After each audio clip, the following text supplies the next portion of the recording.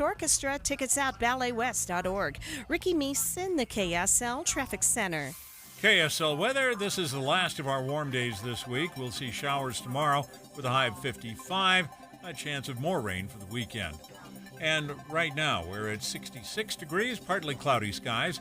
I'm Dan Bomas, KSL News Radio, 102.7 FM, 1160 AM, and KSLNewsRadio.com, Utah's news, traffic, and weather station. Inside Sources. Inside Sources. America's voice of reason. Boyd Matheson on Utah's home for elevated conversation. Inside Sources on KSL News Radio. The headline today, and as we speak, an important high-stakes meeting is taking place in San Francisco between President Joe Biden and President Xi of China.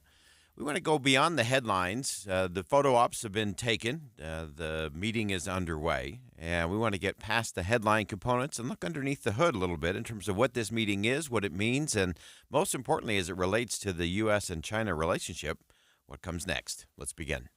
Think you know the news of the day? Think again with Boyd Matheson on KSL News Radio.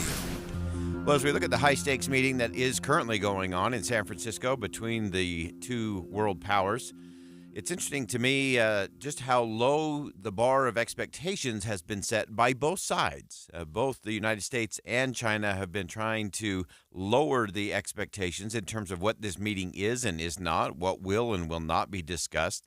And the fact that they won't even be issuing a joint statement coming out of the meeting, which is very typical in these kinds of diplomatic meetings between world leaders. They're not even going to have a joint statement. Of course, President Xi does not do press conferences, and he does not take shouted questions, which is something you can do if you're in total control of a country. President Biden, on the other hand, will face reporters a little later on today. We expect that to be around 3 or 4 o'clock Utah time, and he will take some questions. So that will be a fascinating component. President Xi, for his part, after the meeting with President Biden, he will actually meet with a large group of United States business leaders, many who are paying some fairly high dollars to have a seat at the table and a seat closer to President Xi. President Xi clearly trying to woo those big businesses here in the U.S. to invest in China and to continue to operate there. So that will be very telling in terms of what comes out of that closed-door meeting with American business leaders and President Xi. So let's look at setting the table. Before they sat down, President Biden gave an opening address and spoke of the importance of clear understanding between the two nations. I value our conversation because I think it's paramount that you and I understand each other clearly, leader to leader, with no misconceptions or miscommunication. We have to ensure that competition does not veer into conflict. And we also have to manage it responsibly, that competition. That's what the United States wants and what we intend to do. So that was President Biden just before the meeting began, as they were just getting ready to sit down and start those talks. President Xi, for his part, during his opening statement to the meeting, talked about avoiding conflict, which cannot solve the challenges facing the world. This is through a translator. Two large countries like China and the United States turning their back on each other is not an option. It is unrealistic for one side to remodel the other, and conflict and confrontation has unbearable consequences for both sides. I'm still of the view that major country competition is not the prevailing trend of current times and cannot solve the problems facing China and the United States or the world at large. So that was President Xi through an interpreter there prior to the meeting. I think that's important that he said, we can't turn our backs on each other. I also thought it was interesting that he said we can't fix each other, that one side cannot fix the other side. I think that's an important note that we'll come back to. We'll put a pin in that. I think we'll come back to that as we go along through these meetings to figure out what actually did get discussed, because there is a long list of things that do need to be discussed, including simply having communication. I think one of the biggest hopes that everyone is trying not to say out loud because they don't want to jinx it, but they would really like to have military-to-military communication restored between the two superpowers because it's just simply dangerous not to. With all of the things that are going on, especially as it relates to Taiwan, where you have U.S. and Chinese military planes near one another often. Ships in the strait there also in close contact. If without that military-to-military communication, things can escalate and unravel very, very quickly. So I think that's probably, to me, one of the most important things that could come out of this particular meeting is, will there be military-to-military communication reestablished? You might remember it was suspended when then Speaker of the House Nancy Pelosi made a visit to Taiwan, and China was offended by that, and that's where that was discontinued. Now, on an appearance on CNN State of the Union program, National Security Advisor Jake Sullivan spoke about the importance of the meeting and, again, managing expectation, managing the relationship between the United States and China. President Biden believes there is no substitute for leader-to-leader engagement, face-to-face, to manage a complex relationship like the U.S.-China relationship. And that's what we're trying to do here. The U.S. and China are in competition. President Biden is trying to manage that competition responsibly so it doesn't tip over into conflict. And he's looking for areas where we can work together where it's in our mutual interest to do so. When it comes to managing the relationship, ties and communications between our two militaries are critical. The Chinese have basically severed those communication links. President Biden would like to reestablish them, and he will look to this summit as an opportunity to try to advance the ball on that. This is a top agenda item, and he's also looking for other practical ways to show the American people that sitting down with Xi Jinping can defend American interests and also deliver progress on the priorities of the American people. So the meeting is taking place. As we often say, it would be nice to be in the room where it's happening, and I think those conversations are going to be important. But again, the expectation game is the one that often tells the shape of the conversation, and the fact that expectations have been ratcheted down so regularly by both the Chinese and the United States. I think that's pretty telling in terms of what they expect in terms of outcomes. But I do think this is an important opportunity. We've talked about it on many levels in terms of what it means for President Biden. Many have been talking about this in the context of it is important both for President Biden. It is also important for candidate Joe Biden rolling into the 2024 midterm election. He has to be able to show strength on the world stage. This is clearly an opportunity to do that on home turf, home field advantage for the president there in San Francisco today.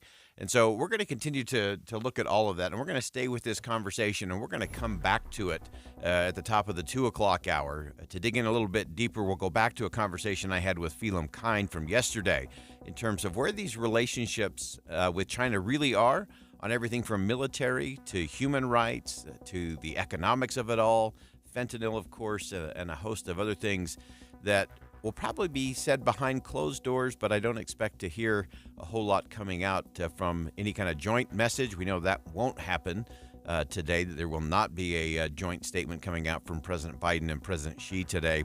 And to me, that may be the most telling thing of all, is that rather than a big headline, the headline is the absence of a headline. But we'll pick that up at 2:05. Stick around.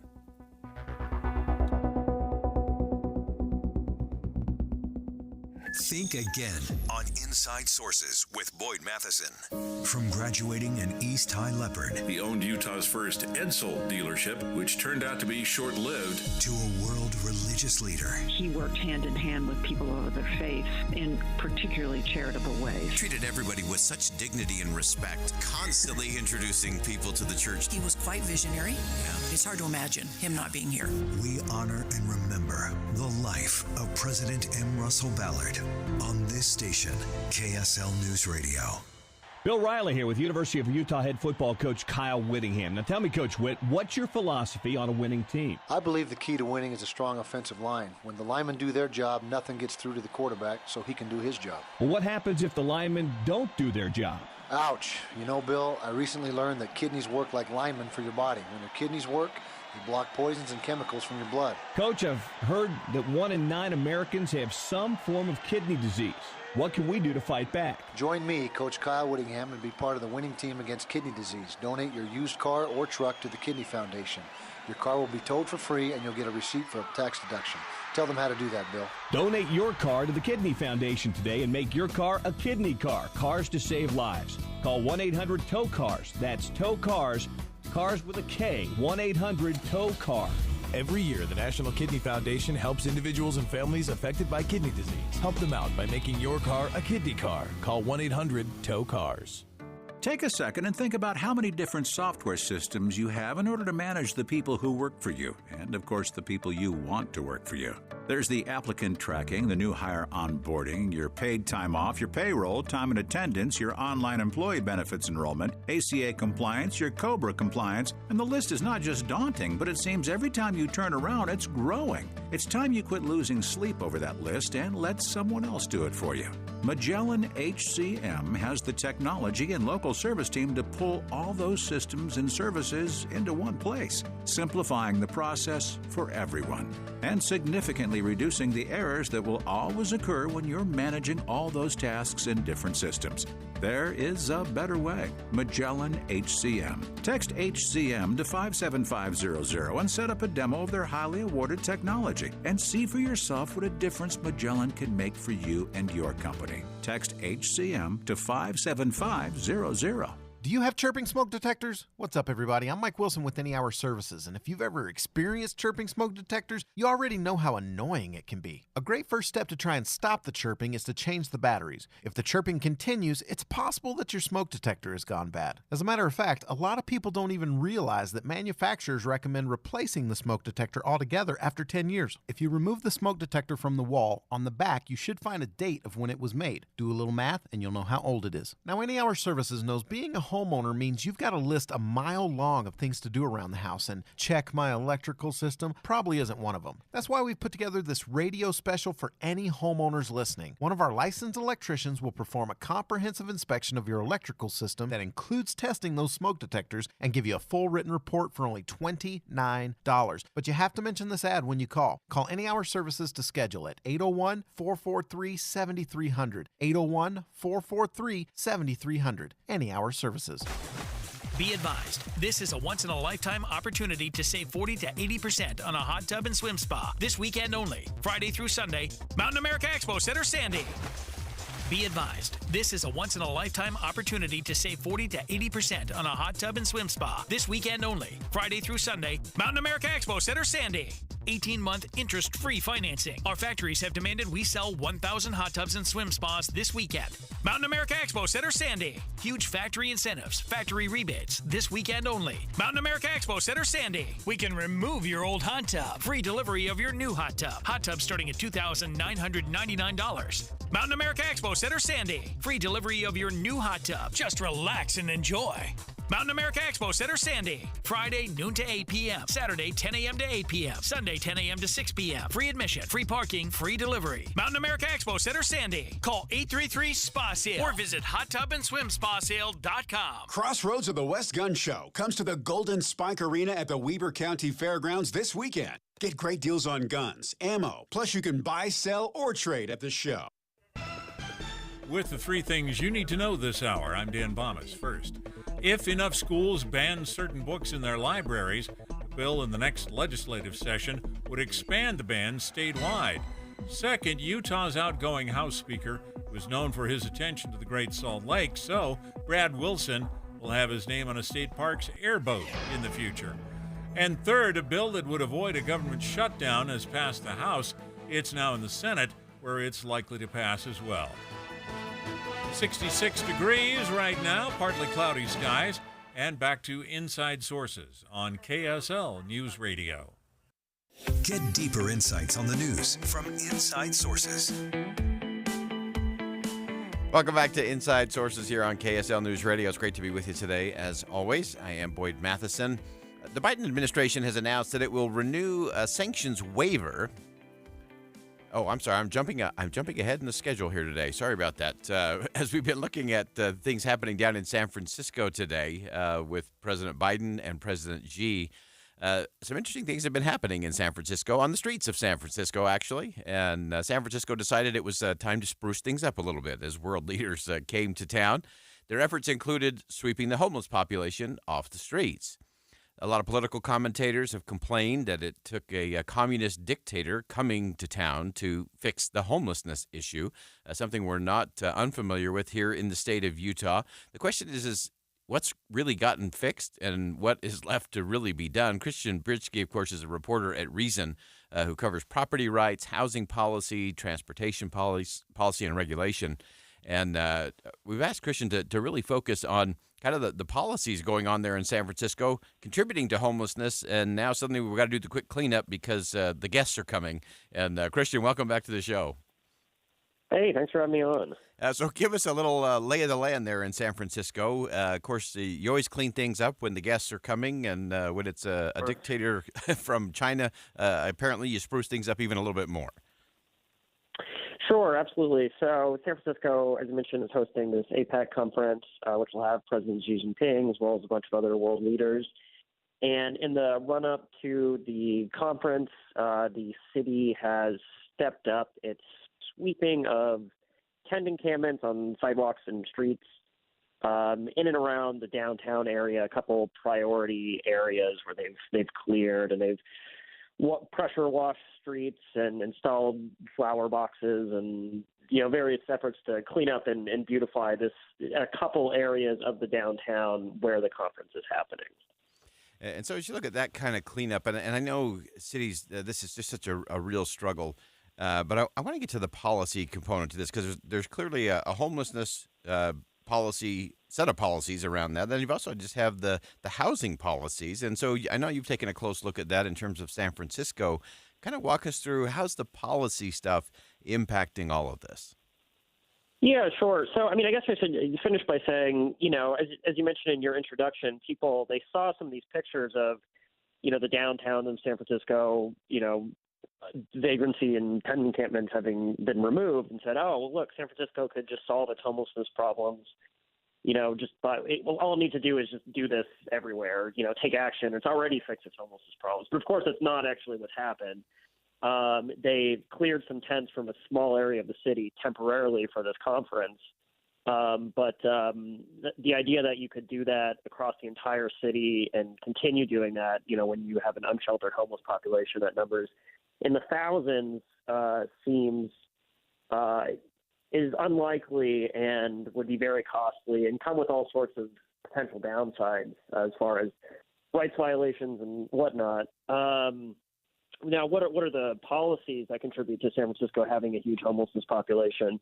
There are many. It's almost it'd be too hard to cram all of them into such a short interview. But actually, the state of California released an audit of San Francisco's housing policies and practices recently, and the real top line takeaway from that was that it takes the city 3 years to approve a new housing project from the time that someone files an application to they're actually getting permits in order to build it, and then obviously the construction has to happen, and that's on average. So some projects are taking much longer, and so you can imagine when you build, it takes so long to build new housing. Not much new housing gets built, and more people end up on the streets as a result of these very high housing prices. So. Yeah, and so as you look at that, and that's always such an interesting dilemma, both in terms of time and then cost in terms of those permitting processes. In fact, we very rarely quote Bill Maher on this show, but he did do a really interesting piece on some of the regulations and just the challenge that it makes, both in terms of time and in terms of cost. And when it comes to something like housing, those are two things that are not helpful in actually solving the problem. As you look at it from your unique perch, Christian, as you dig into a lot of this regulatory pieces, what is it that we should be thinking differently about, especially when it comes to things like housing in places like San Francisco and other places that you've been watching? Well, I would just make the case that, generally cities should respect people's property rights a little bit more and allow them to build if they wish. In San Francisco, you kind of have a unique situation. San Francisco is an outlier in how difficult it is to build housing, and a big reason for that, the reason it takes so long, is that unless there's some sort of countervailing state law, every building permit, every entitlement in San Francisco is discretionary, meaning that even if you're doing everything that their already very restrictive zoning code allows, a third party, just a neighbor who doesn't like your project can appeal it all the way up to the Board of Supervisors, which is their city council. And the Board of Supervisors might say, no, you're not allowed to build this project that otherwise complies with with every other part of the code, every other law. And so that's just not rule of law. That's not a respect for property rights. And it has all these horrible downstream consequences in terms of thousands of people living on the street. Yeah, no question about that. And what else should we be watching or thinking about? To me, this is one of those where you say, okay, that's an interesting problem in San Francisco. You see this across the country on a wide range of things. What else should we be thinking about or looking at differently when it comes to this? Well, as I mentioned in my article about the sweeps in San Francisco, I think there's liberal writer Matt Yglesias talks about there's two homelessness problems. One is people not having enough housing, and then two is the kind of general experience of vagrancy and public disorder as a result of people not having homes and therefore spilling out on the street. And it's true that you can address the second one by moving people out of parks or out of nicer areas, away from schools. And I think can always be some justification for doing that. But ultimately, you're still going to have a lot of vagrancy and disorder so long as you have a very large homelessness population. And the only way you reduce your homelessness population is by allowing more homes to be built. Yeah. Great insight as always. Christian Brisky, reporter at Reason. This is a great piece. You can check it out at reason.com today. Christian, as always, thanks so much for your perspective and insight.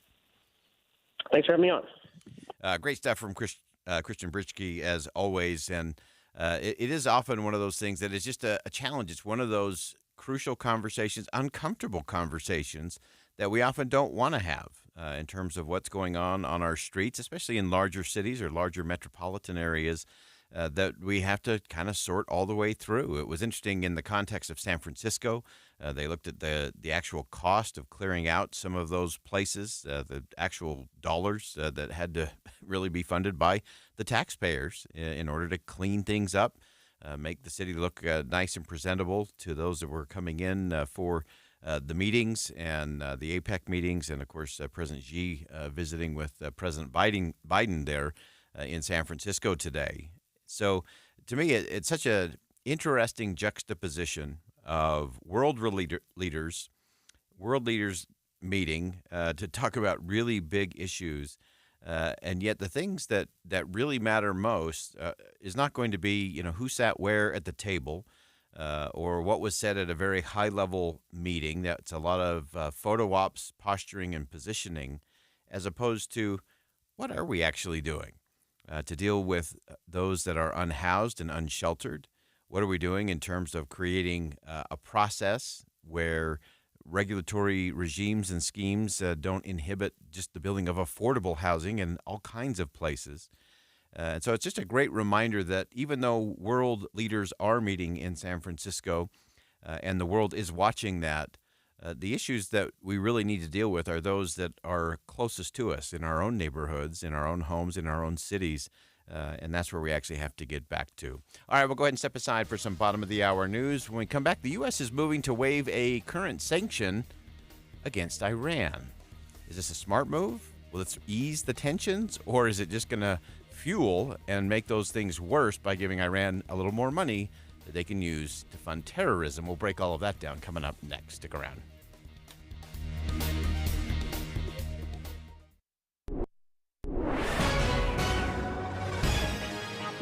It's 1:30 at KSL News Radio. I'm Dan Bomas. KSL's top story this hour. Starting next year, German, Russian, and Chinese will no longer be taught as part of Tooele County's dual language immersion program. The school district says they're dealing with enrollment and attrition problems. Jordan Rawlings has 3 children in the Russian language program. She says the district listened to parent solutions to the problem, but she doesn't feel like any of the suggestions were implemented. They said that they had town halls. They've done nothing. It's kind of like they just gave it lip service so that they could say, we looked into this, it's not working, we're getting rid of it, even though they haven't actually done anything to solve it. The Tooele School District says these changes will be carried out over the next 12 years. Our top national story this hour from ABC News. President Biden welcoming Chinese President Xi Jinping to the United States to a multilateral Asian summit in Woodside, California. The two leaders greeting each other outside the building, then entering. And here's President Biden during his remarks before the meetings began. We also have a responsibility to our people and the work in the world to work together when we see it in our interest to do so. And the critical global challenges we face, from climate change to counter narcotics to artificial intelligence, demand our joint efforts. The White House says the president's meeting with Xi could go on for several hours. Your money at this moment, the Dow Jones average having an update, 205 points in the green today, while the NASDAQ has a very low uptrend right now, 21 points above where they started the day. And our KSL weather will cool right off and get a little bit rainy tomorrow. KSL News Time, 1:31. What do you need to hear in the morning to feel ready for the day? Important news that happened overnight, the traffic you'll hit on the roads. You'll be ready for your day with us. Join Utah's Morning News 5 to 9 on KSL News Radio. Attention smart homeowners. You don't have to fall for flashy promises and companies that don't even prove their work.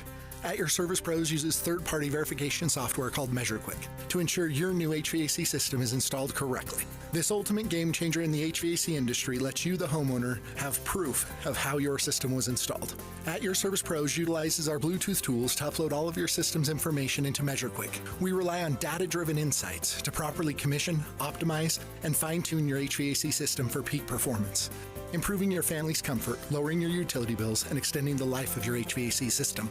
With rebates and tax credits available totaling more than $7,500 on a dual fuel heating and cooling system, it is now more important than ever that your HVAC system be installed correctly. So call us today at 801-YOUR-PRO. That's 801-YOUR-PRO. Have the peace of mind of saving up to 50% on your new system and knowing it's installed correctly by calling 801-YOUR-PRO. A lot of schools talk about training the cybersecurity workforce of the future, but do they really deliver? My Computer Career has been supplying the IT workforce with thousands of skilled, certified pros for 15 years. Train with the experts in support, networking, or cybersecurity and start your career in months, not years. Upskill even faster. On campus or live online, qualified students may get financial aid, including the GI Bill. My Computer Career. Accredited, acclaimed, effective. Take the free career evaluation at mycomputercareer.edu. The possibility of lung cancer can be pretty scary, especially if you're one of approximately 8 million current or former smokers at high risk. That's why SaveByTheScan.org wants you to know that now there's a breakthrough low-dose CT scan that can detect lung cancer early, and it only takes 60 seconds. You stop smoking, now start screening. For an easy quiz to see if you're eligible, visit SaveByTheScan.org. It could save your life. SaveByTheScan.org is brought to you by the American Lung Association's Lung Force Initiative and the Ad Council. If it's out of sight, it's out of mind. Even though that's an old adage, it's still very true today. And it's especially true of your old 401k. I'm Jeff Jr. with Trajan Wealth, asking you to get that old 401k in sight and out of the company you no longer work for. But don't roll it into your new 401k. That could be one of the worst things you do. Of course that's easy. But when has the easiest way ever been the best way? Instead, call Trajan Wealth and learn about all of your options, including a way to earn an upfront bonus of up to 25% for your future income just for rolling it over. That's right. You could earn up to a 25% bonus for your retirement income just for rolling that 401k over with Trajan Wealth. Don't roll that 401k into your new company plan. Don't do it without calling Trajan Wealth first. Call 801-899-7600 or visit TrajanWealth.com. Guarantees are based on the claims paying ability of the issuing insurance company. Utah Symphony's Film and Concert Series delivers full-feature films on the big screen as the orchestra plays the soundtrack live. Tickets on sale now at utahsymphony.org. Traffic and weather together, brought to you by Granite Credit Union's new Dividend Plus checking account. Here's Ricky Meese. Right now, I'm looking at a live shot of a new accident, possible injuries in Sandy, northbound to I-15 prior to 90th South, with emergency crews sticking out into that right lane of travel. Renew your smile with Grandpa's Dental. Grandpa's Dental offers cosmetic and routine dentistry. Visit grandpasdental.com for a location near you. That's grandpasdental.com. Ricky Meese in the KSL Traffic Center. KSL weather, this will be the last of our warm days this week. We'll see showers tomorrow with a high of 55, possibly more rain by the weekend. And right now we're at 68 degrees and partly cloudy. I'm Dan Bomas, KSL News Radio, 102.7 FM, 1160 AM, KSLNewsRadio.com. Utah's news, traffic, and weather station. Inside Sources. Inside Sources. America's voice of reason. Boyd Matheson on Utah's home for elevated conversation. Inside Sources on KSL News Radio. The Biden administration has announced that it will renew a sanctions waiver that will allow Iraq to buy electricity from Iran. This comes as the Iranian proxy group continues to attack U.S. military and military units in the Middle East. The administration says that Iran will only be able to use the money for humanitarian purposes. I think we've heard this before, but Iran has never been really good at following all of those rules. So we want to break this down just a little bit in terms of what is actually going on, what it really means. And we're really thrilled to have on the program, again, Michael Rubin, Senior Fellow at the American Enterprise Institute, where he focuses on Iran, Turkey, and the Middle East. Former Pentagon official, Dr. Rubin has lived in post-revolution Iran, Yemen, and both pre- and post-war Iraq. And Michael, welcome back to the show. Hey, thanks for having me, Boyd. So let's start with a little bit about these sanctions. First, what were the sanctions that we put on? What's the waiver, and why are we extending it? Okay, well, first of all, this goes back to the Trump administration. While the Trump administration imposed maximum pressure on Iran, they found the problem in Iraq because Iraq can't produce enough electricity on its own, and therefore it needed to import electricity from Iran, at least in the short term. And the deal was that American companies would help Iraq capture its flared gas to produce electricity. But in the meantime, Iraq could go ahead purchasing like $250,000 of electricity from Iran. Now, the big problem with dealing with Iran is you don't want that money to be used for terrorism. So what was negotiated with Iraq was this. The money would be paid into an escrow account that would be held in Iraq. Iran would never actually see the money, but they could debit expenses, for example, from religious pilgrims and other things from that account. So this way we could be sure that the Revolutionary Guard didn't use any of that money for weaponry for the militias and so forth. What Biden is doing isn't simply going back to the status quo ante. They've gotten rid of the escrow account, and they're giving money directly to Iran right now. And they may say, as they've done with the hostage ransom, that this money isn't going to be used for any nefarious purposes. But money is fungible, and they've taken away all the controls. That's where Biden is being so dishonest. And it definitely falls in the what could possibly go wrong category. And it's just a head scratcher for me, both in terms of what happened with the hostages there and that massive amount. And again, as you said, that money's fungible, even though everyone has been saying, no, we've got controls. There just doesn't seem to be a whole lot of ways you can control that amount of money and where that actually goes. And knowing the history of Iran, pretty sure that those are going to go to some fairly nefarious purposes. Well, you're absolutely right. And basically, you've got a situation where Iran is short on cash despite all of the sanctions waivers, and this simply is snatching defeat from the jaws of victory. You can be sure that money's going to go to Hamas, that money's going to go to the Houthis, that money's going to go to Hezbollah, and so forth. The analogy here would be if we decided to give someone connected to Vladimir Putin $10 billion and would actually tell the American people with a straight face, don't worry, none of this is going to fuel the war in Ukraine. Or if China was at war with Taiwan and we did something similar. It makes absolutely no sense. It shows strategic incompetence of the maximum order. Yeah, and so walk us through that a little bit. You have such a unique perspective of this part of the world. Looking at it from the geopolitics, looking at the regional components to all of this, is there another plausible, possible, positive outcome from any of this, or is this just more appeasement? Is this ratcheting down for the sake of ratcheting down? I'm having a hard time wrapping my head around this today. I think it's appeasement pure and simple.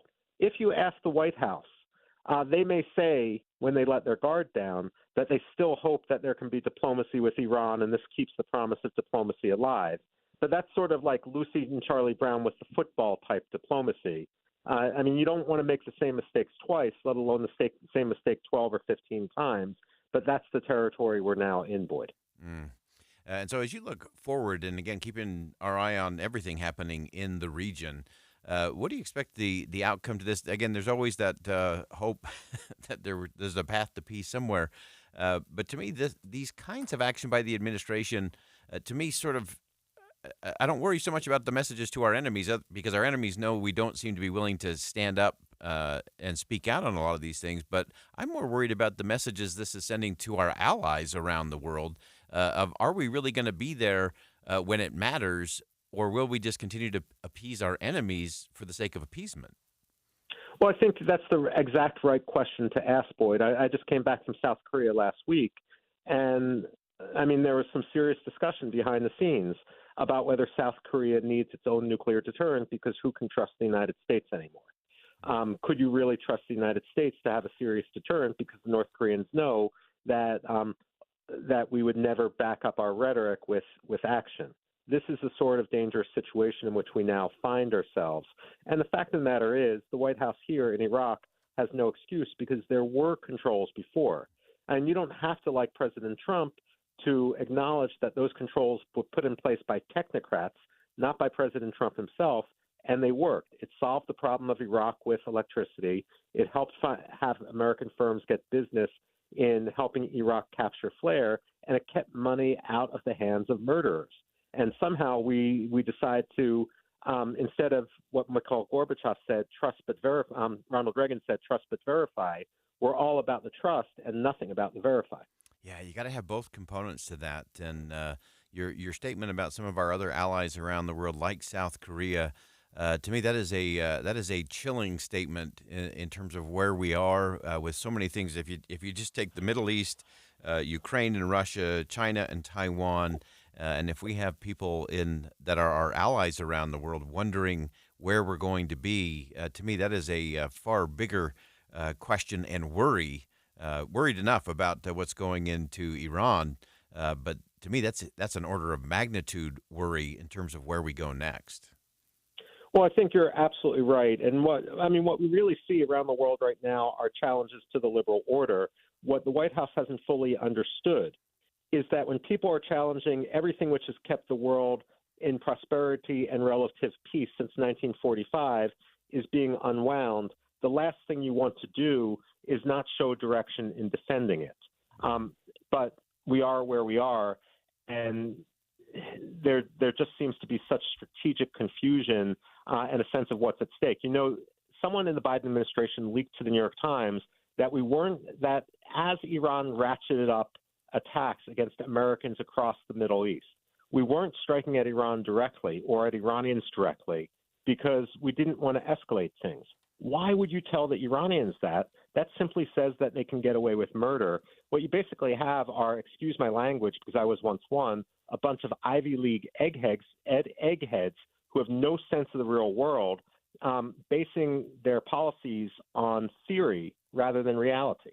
Yeah, and that does create confusion. And when you get the more confusion you have, the more hesitation you have, the less determination and conviction you have. And at a time like this in the world, I think there are a few things that are more important than that. Michael Rubin, Senior Fellow at the American Enterprise Institute. Always appreciate your perspective, especially on this region of the world. We look forward to having you back to continue this crucial conversation. Anytime, Boyd. Thank you. Again, that's Michael Rubin, Senior Fellow at AEI. Again, he focuses on Iran, Turkey, the Middle East, and just has such a unique perspective and perch to give us some of that insight. And it is an area that I worry about. I worry that if we are ratcheting down everywhere, anywhere, to avoid any kind of escalation, that we get to this place of appeasement for appeasement's sake. And that not only lets our enemies know they can continue on the march in being aggressive, but it also undermines the confidence of critical allies that we need to know that we will stand with them and they will stand with us as all of this continues to move forward. And we'll continue to break all of that down. We'll step aside for a quick break. More Inside Sources coming up next. Stick around.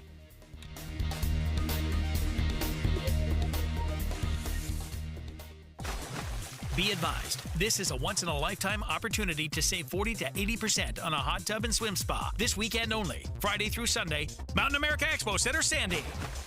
Be advised, this is a once-in-a-lifetime opportunity to save 40 to 80% on a hot tub and swim spa this weekend only, Friday through Sunday, Mountain America Expo Center, Sandy. 18-month interest-free financing. Our factories have demanded we sell 1,000 hot tubs and swim spas this weekend. Mountain America Expo Center, Sandy. Huge factory incentives, factory rebates this weekend only. Mountain America Expo Center, Sandy. We can remove your old hot tub. Free delivery of your new hot tub. Hot tub starting at $2,999. Mountain America Expo Center, Sandy. Free delivery of your new hot tub. Just relax and enjoy. Mountain America Expo Center, Sandy. Friday, noon to 8 p.m. Saturday, 10 a.m. to 8 p.m. Sunday, 10 a.m. to 6 p.m. Free admission, free parking, free delivery. Mountain America Expo Center, Sandy. Call 833-SPA-SALE or visit hottubandSwimSpaSale.com. This holiday season, Unbottled wants to remind you that small acts of kindness can have a big impact. Through the support of local dairy farm families, Unbottled is demonstrating how a little dairy can help create lasting memories. Local dairy farm families have a proud history of backing high school athletics through their partnership with the Utah High School Activities Association. Dairy farmers through Unbottled provide free milk to all attendees of state tournaments, not just athletes who are competing.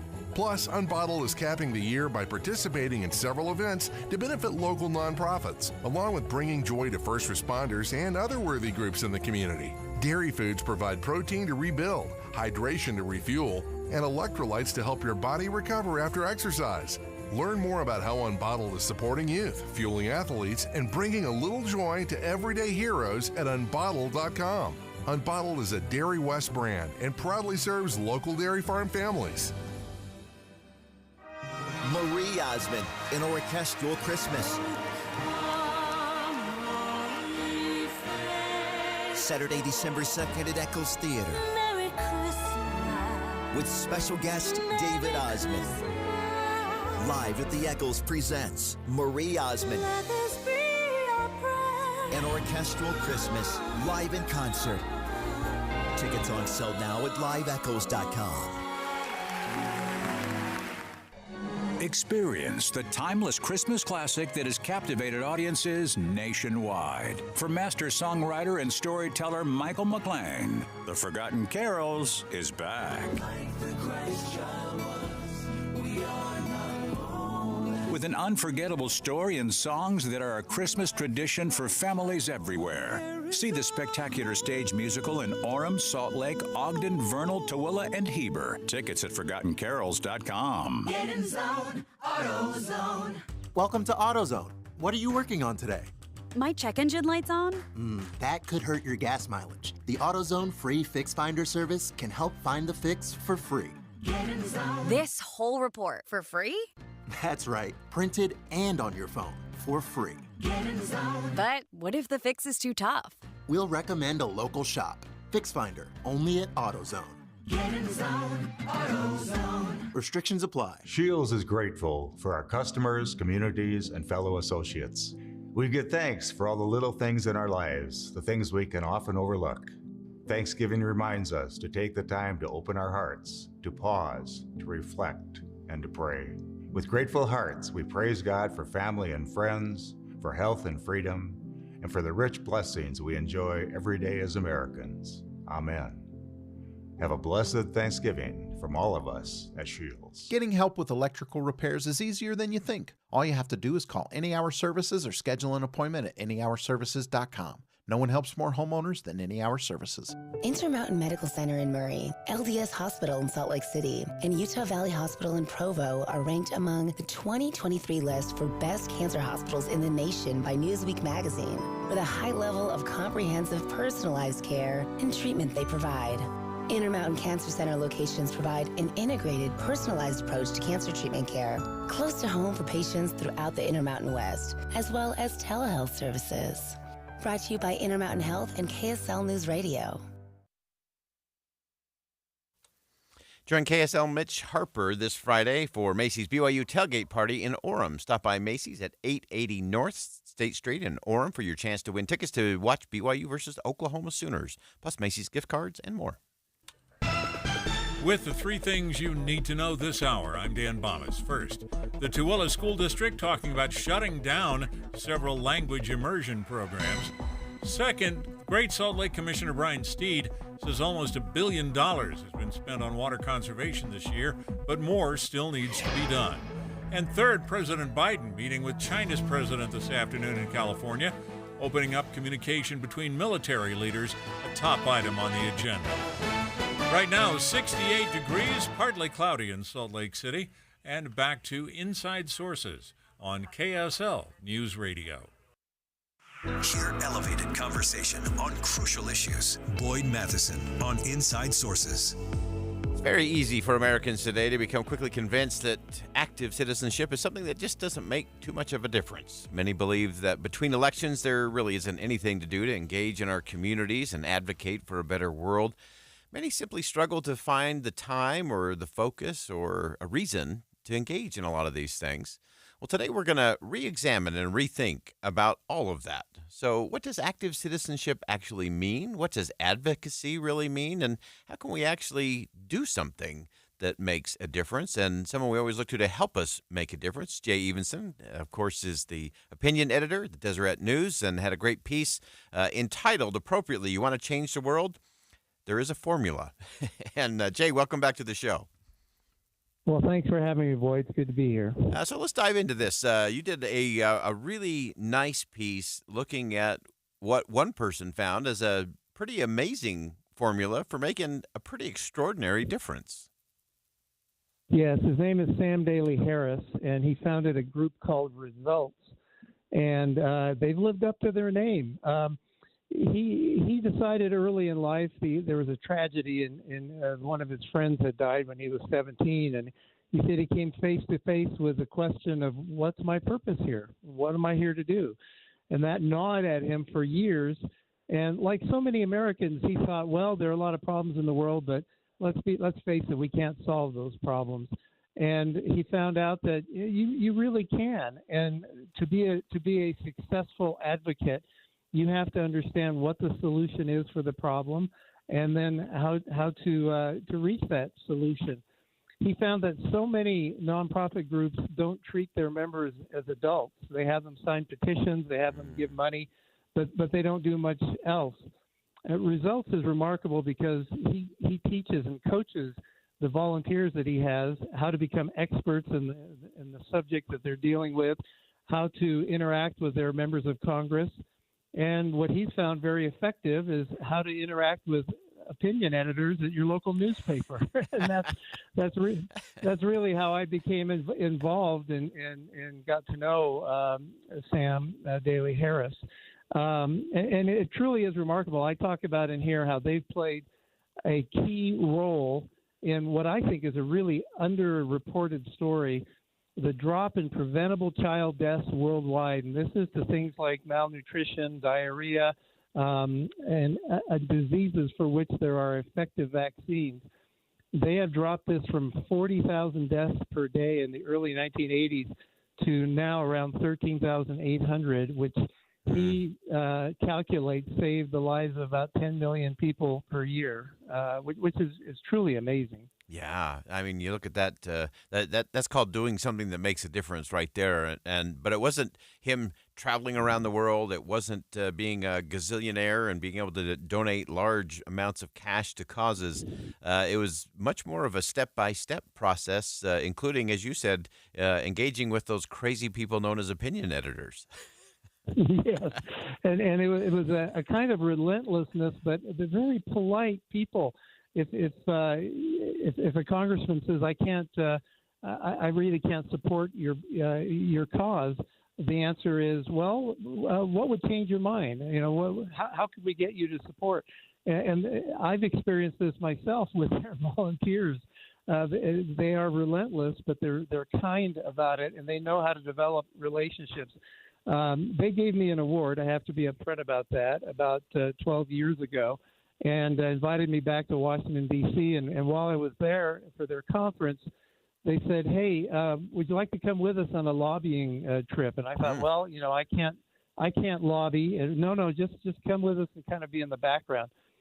So we went and we visited with Senator Tammy Duckworth of Illinois. Yeah. And it was remarkable to watch these just regular people who were volunteers who could stand up in a meeting like that and explain the issue that they were advocating for in an expert way. And it was a very positive experience, and they've become remarkable in getting, as the organization is called, results. Yeah, and it is about getting those results, and it's doing a lot of that hard work and heavy lifting far away from banks of television cameras and lights and microphones. It's having that kind of tenacity, and a polite tenacity, as you described it, Jay, that I think is so important. I want to spend our last couple of minutes here, Jay, getting into this thing that I think you framed so well in your piece at Deseret.com, talking about this important statement. To me, it's simple, it's powerful. Reclaiming democracy is about reclaiming citizenship. Describe that for us. Well, I asked him, I said, what keeps you up at night? And he says, well, there are a lot of worries that he has, but one of them is that he thinks that we've lost what it means to be a citizen. And he says, we think, well, we vote once every 4 years, and we think, well, that's it. We've done our part. There's not much else we can do. And he says, that's simply not true. Real citizenship means taking an active part in your government and promoting the issues that you really believe in, whether it's solving world hunger, or maybe it's something like religious liberty, or fixing a pothole in your street. Whatever it is, getting involved, getting to know who your representatives are, learning how to develop a relationship with them, and not giving up until you've seen some results for your efforts. And I think that's remarkable. If we could get more people to do that, we'd solve a lot of our problems in this country. No question about it. Jay Evenson, of course, is the opinion editor at the Deseret News, and knows a thing or two about what that citizenship actually looks like and feels like. And Jay, this is a brilliant piece at Deseret.com. Everyone should check that out today. And I'll look at what you can do, what we can do.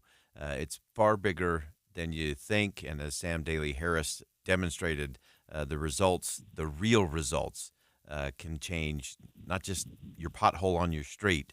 It could impact tens of millions of people every year around the world. Jay, thanks for bringing this to light, for sharing it, and always for your deep insight and perspective in making this place just a little bit better. Thank you, Boyd. Again, that's Jay Evenson, opinion editor at the Deseret News, and it is a great piece. And I love that phrase. Reclaiming democracy is about reclaiming citizenship. And as Jay pointed out, this belief that we have sort of lulled ourselves into, that we can't make a difference, that you can't fight City Hall, that you can't have an impact on the state or the nation. We have to get past that and just do those little things that do make a difference every single day. We can do that. It's not just voting. Voting's important. Voting is good. But to reclaim our democracy, we have to reclaim citizenship, and we have to own it. This is our United States of America. That wraps up hour number one of Inside Sources. We'll step aside for some top-of-the-hour news, but don't go anywhere. We're going to come back with a big hour number two here on KSL News Radio. Stick around. We'll be right back.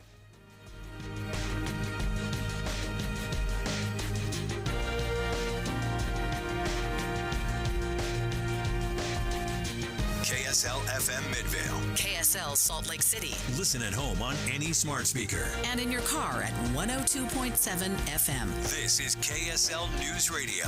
Utah's news, traffic, and weather station.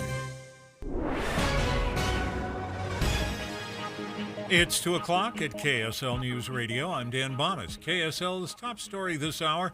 The commissioner of the Great Salt Lake says the legislature's allocated almost $1 billion to help fight water loss in the state this year, but he wants more.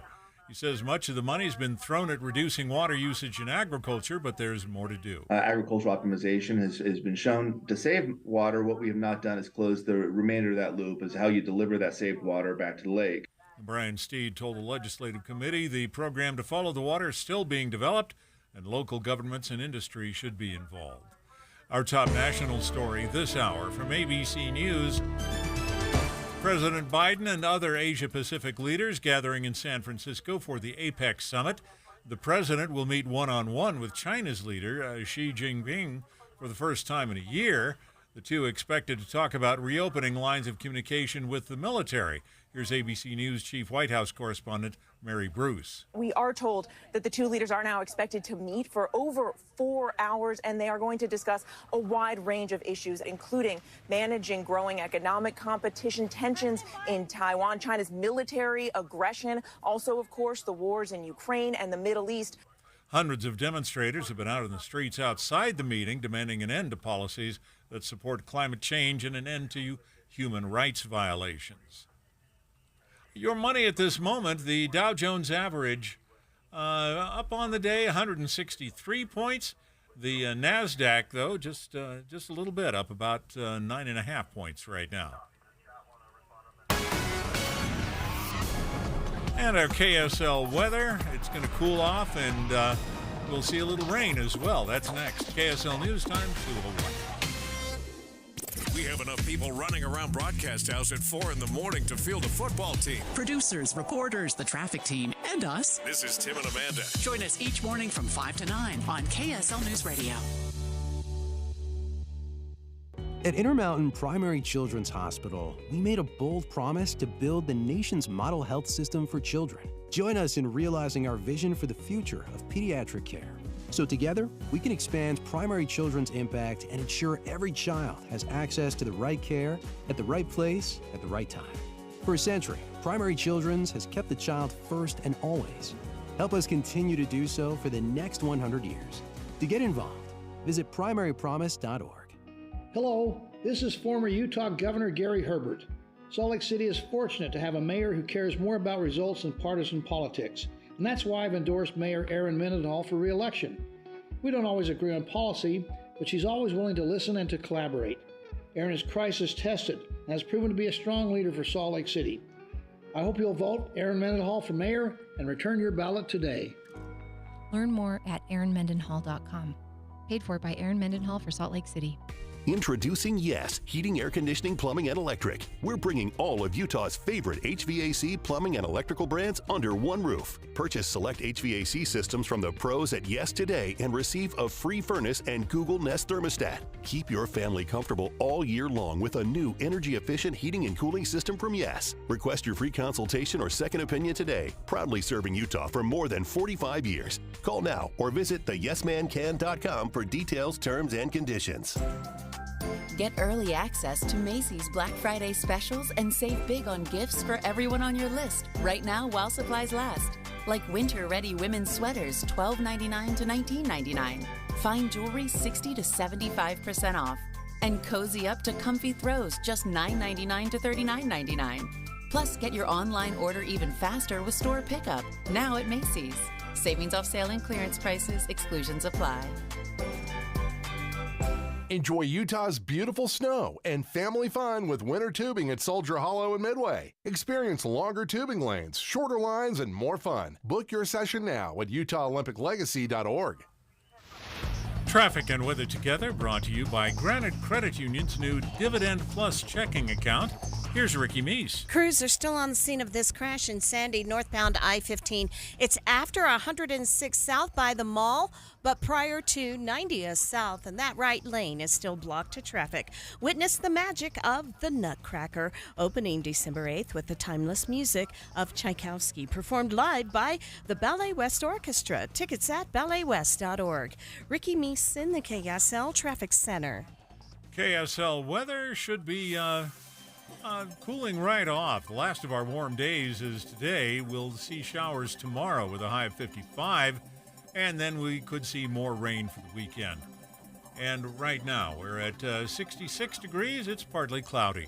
I'm Dan Bomas, KSL News Radio, 102.7 FM, 1160 AM, and KSLNewsRadio.com. Utah's news, traffic, and weather station. Inside Sources. Inside Sources. America's voice of reason. Boyd Matheson on Utah's home for elevated conversation. Inside Sources on KSL News Radio. Of course, the headline today is that President Joe Biden and China's President Xi Jinping are currently meeting in San Francisco.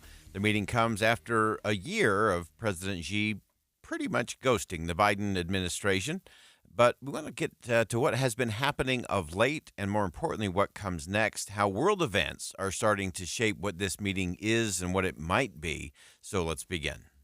Think you know the news of the day? Think again with Boyd Matheson on KSL News Radio. We covered earlier in this show some of the expectations coming in around this meeting between President Biden and President Xi in San Francisco today. And, of course, the bar was set very, very low in terms of expectation, even the fact that they preemptively stated that they would not be issuing a joint statement at the conclusion of their meetings. Now, if you don't follow the diplomatic dance very often, that's usually a standard procedure. You get a lot of really good photo ops. You have a joint statement that both sides sign on to. You issue that at the end of the meeting, and that kind of becomes the framing for the messaging around the conversation. Today, there is no framing around the messaging of the conversation other than we won't be framing the conversation. That gives both leaders a lot of latitude in terms of what they decide to focus on coming out of the meeting. We know that President Xi will not have a press conference because he doesn't do press conferences. He will not take shouted questions from reporters because you don't do that in China. President Biden, on the other hand, will come out of the meeting probably about an hour or so from now, and he will have a press conference, and he will take questions because that's what we do here in the United States of America. So he will face some questions, and I'm going to be watching and listening very closely to what President Biden does say, what he doesn't say, and how he tries to posture and position what took place inside the meeting. I think it's super important given everything else that's going on all around the world. So the framing will be a little different than normal in these kinds of diplomatic situations. But we wanted to dig in terms of what is the real state of the U.S.-China relationship. Not just the photo ops, not just the fact that President Xi and President Biden are finally meeting face-to-face again. So on Monday, I spoke with a friend of the show, Phelim Kine, about the summit. And here's what he had to say about the important context in terms of where the U.S.-China relationship really is and some of those expectations or lack of expectations from this particular meeting. I think that it's important to realize that this relationship remains at its lowest point in half a century, and that to a large extent what both sides are trying to do is try to slow down or stem the slide in that relationship toward potential kinetic military conflict somewhere in the Indo-Pacific or across the Taiwan Strait. It's really important that the two sides lay out what their positions are and try to reach some understanding of what they want, what they don't want, and try to ensure that whatever happens over the next 12 months, they can keep the relationship relatively stable. So that was Phelim Kine talking about the trajectory of the relationship. And I think that's really important framing from Phelim Kine in terms of where we are, that this is a relationship that has been sliding. And just trying to stem the slide. We were trying to think of an analogy for this. It's sort of like if your airplane is falling out of the sky. If you fall a little slower, it's not going to help a whole lot. So I think this was an opportunity for the president to course correct a little bit in terms of where things are, to put some important markers on the table, and to plant a few flags in terms of where this needs to go moving forward.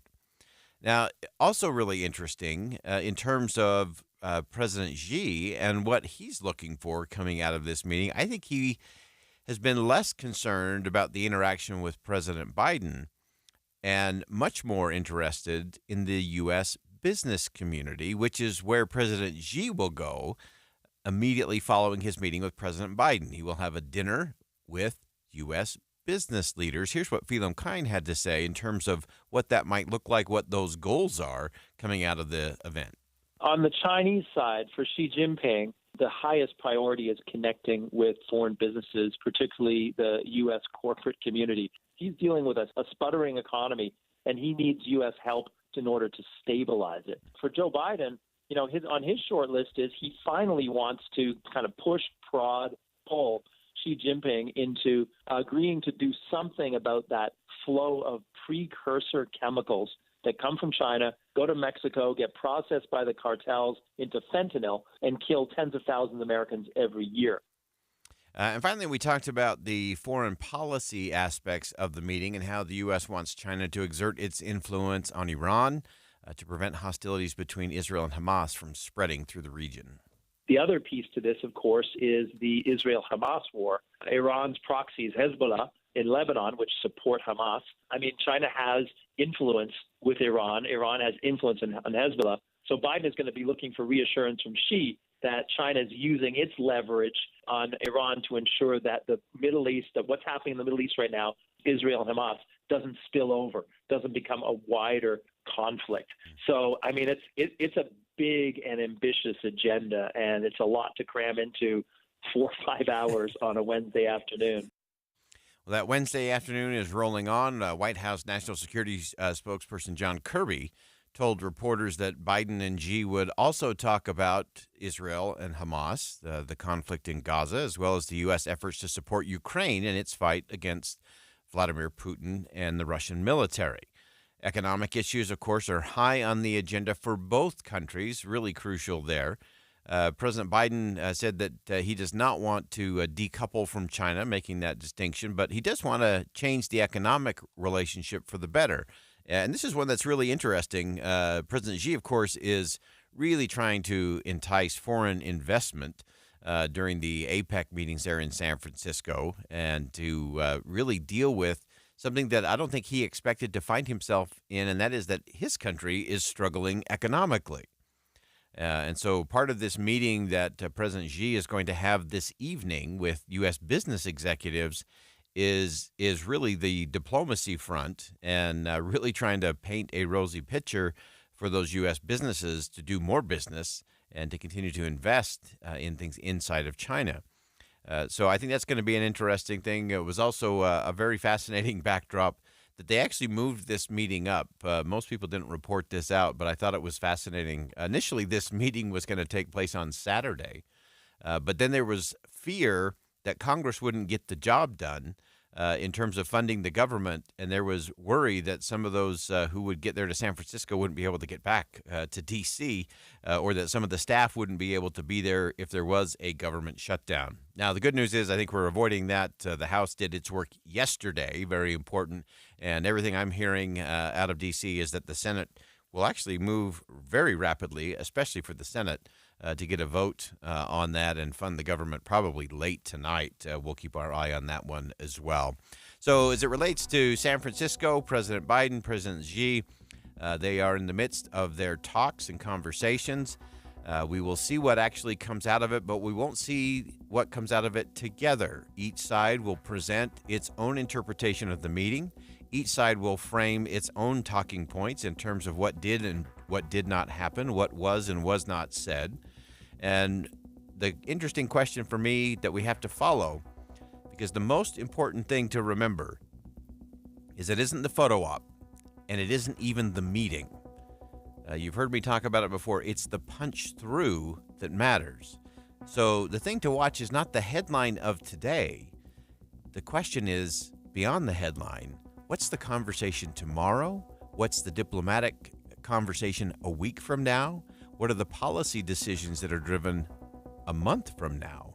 That's how you actually measure whether a meeting like today between world leaders has any impact or moves anything forward in a significant way. We'll continue to watch it all and make sure we think again about what's beyond the headline, especially as it relates to the United States and China.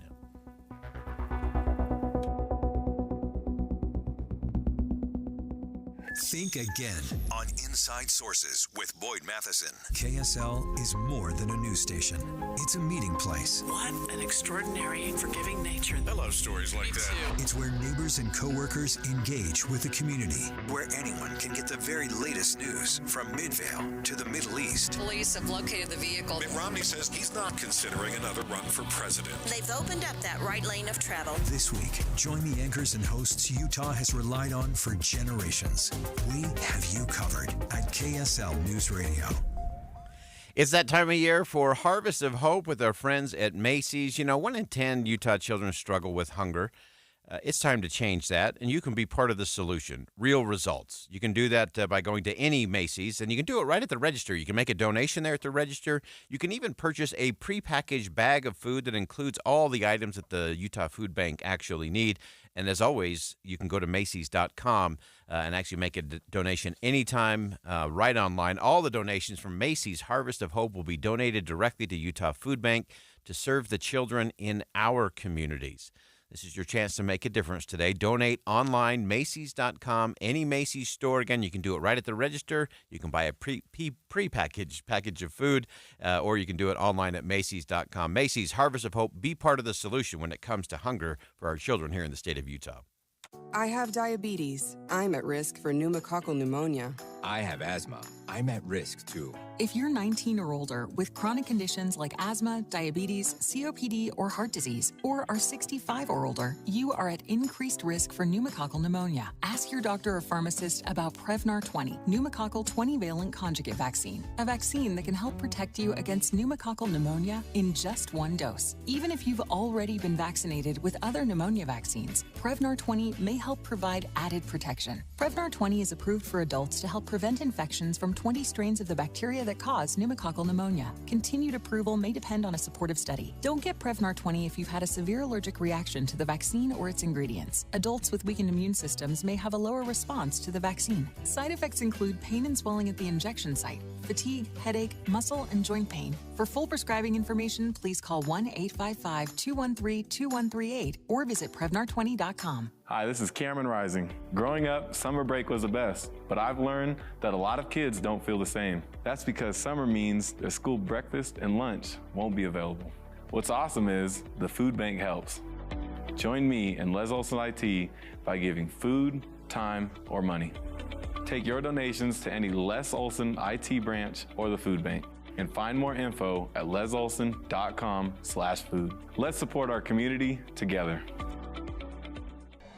Experience the timeless Christmas classic that has captivated audiences nationwide. From master songwriter and storyteller Michael McLean, The Forgotten Carols is back.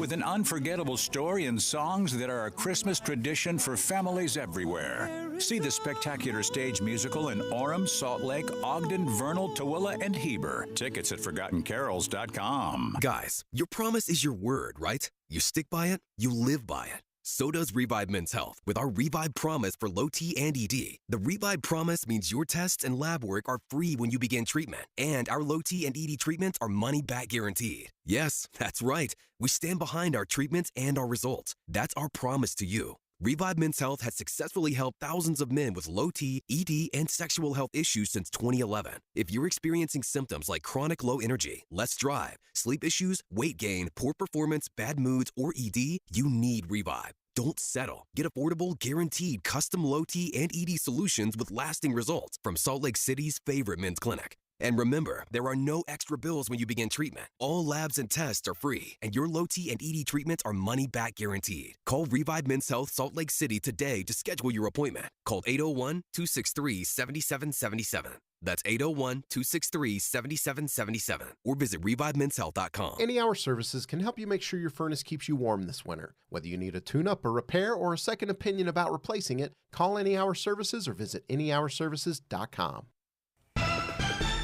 With the three things you need to know this hour, I'm Dan Bomas. First, conserving water is one thing. Utah has spent $1 billion on that this year, but getting that saved water to the Great Salt Lake is something else. Second, if parents want to ban sensitive materials in Utah schools, they may not have to go to every district or charter school to do it. And third, President Biden's meeting with his Chinese counterpart could go as long as 4 hours this afternoon. Right now, 66 degrees, partly cloudy in Salt Lake City. And back to Inside Sources on KSL News Radio. Get deeper insights on the news from Inside Sources. Congressional approval among Americans is abysmal at best, and it has been for quite a long time. A variety of factors play into the negative view. No secret that Congress has a large share of problems in how it functions or does not function, might be the proper way to frame that. Part of the fact is that Congress is just failing to do many of its jobs and trying to do things that are not its job. The question is, how does Congress need to change and update the way it conducts its business to meet the needs of the 21st century? Kevin Kosar is a resident fellow at the American Enterprise Institute, specializing in many aspects of American politics and the administrative state. And Kevin, welcome back to the show. Thanks for having me back, Boyd. So as we look at this, we often joke that the approval rating of Congress continues to be at pretty historic lows. It's never been super high, but it's really low. We often joke that it falls somewhere between the approval rating of Vladimir Putin and the coronavirus. But I think Congress is continuing to slip a little bit there. You had a great piece that just kind of reframed that conversation in terms of, one, why are we seeing that? But then more importantly, what do we do to shift that? And so let's start with what you're seeing in terms of how Americans view Congress, that trust factor that I think is so important. Yeah, trust has been sliding. It's been the public's trust of a lot of major institutions, whether it's the Supreme Court or the executive branch or big business. The public's trust has been sliding in general, but with Congress, it's in particularly precipitous decline. And some of that is a media effect. Congress does a lot of good things, but they don't get covered. They're boring things. The old rule in media is, what bleeds reads. And so much of the content you get on Congress is like craziness erupting, toxic behavior, insults. And so, that's part of the issue, but that's not the whole of it. Yeah, and I love one of the things that you pointed out in your piece, and I think this is the heart and soul of any congressional office, and that is constituent services. And you actually called that out in your piece, that Senator Rick Scott actually has done some extraordinary things to elevate constituent services. Yeah, and again, that is not something that tends to get broad coverage. I mean, you have families who one of their kids goes off, joins the military, is involved in a conflict overseas, come back, and then has issues dealing with the VA or some other agency. They call their congressional office and ask for help, and the congressional office will go to bat for them. Well, that good news doesn't tend to get out. It doesn't get a lot of media coverage. Only the family and, friends of the families who happen to find out learn about that. And, it's unfortunate. Yeah, it absolutely is, because it is that hard work and heavy lifting is where I think things really get done. And a lot of the important things, when I was in D.C., those were always the great days when the constituent services team back in the state did something that did make a difference for one of those constituents. Those are great things. And we try to be both equal opportunity offenders and equal opportunity commenders when good things are happening, regardless of political party, regardless of where that's coming from. And we definitely need more of that. You also addressed in your piece really that need to look at and reframe kind of the expectations in terms of Congress, some of the demands that have continued to escalate and go up over the last 40 years. And I want to start with one that I don't think very many people think about in terms of how many constituents, say, a member of the House actually represents and what that actually does to a congressional office. Yeah. The average member of the House of Representatives has 760,000 constituents. And as we know, the executive branch has grown immensely. And is regularly plopping out regulations that directly affect people's lives. So you got more members of the public being touched by the executive branch, sometimes better, sometimes for worse. And that means more feedback from them going into congressional office. A few years ago, I did a calculation, and the average member's office was getting 42,000 communications per year from the public and other people.